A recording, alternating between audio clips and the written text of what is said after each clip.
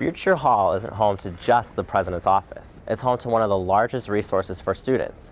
If you head through those doors and down a level, there is a student answer center, which there are students waiting from 8 to 5, Monday through Friday, to answer any question from any student on campus. We're here mainly to answer questions, any questions that people have about the university in general, but we usually focus on where you can get your card, financial aid, and U-bill because of the offices that are around us, and scholarships. But we also work with a financial aid office, so we work on verifying documents through financial aid.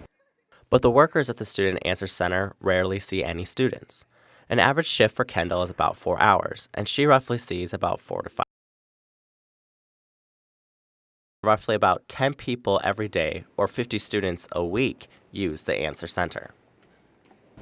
Well, we're in a pretty convenient location on campus, but I just think not a lot of people come into Beardshire because there's no reason to come in here other than financial aid, or people just don't really know what this building's used for also.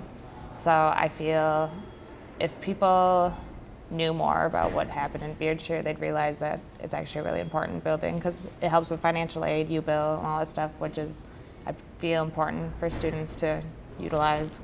To attract more students to utilize their services, the center has started to create satellite stations at the library and the Memorial Union.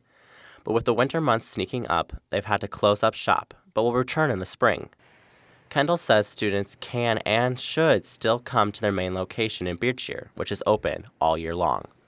We're actually pretty knowledgeable. We get a lot of weird questions in here, so we know a lot of things about the campus. So we're pretty helpful and we're nice. And remember, no question is off limits. Over the summer, a student came in and asked us who he would talk to about finding out if he could sell watermelon out of his dorm room. I thought that was kind of strange. I've had people come in to ask me where they can find maps for the underground tunnels of the school. And I'm like, I don't think I can answer that. For iState News, this is Carter Collins with Oni Amoila and Hunter Bruggen-Hemke.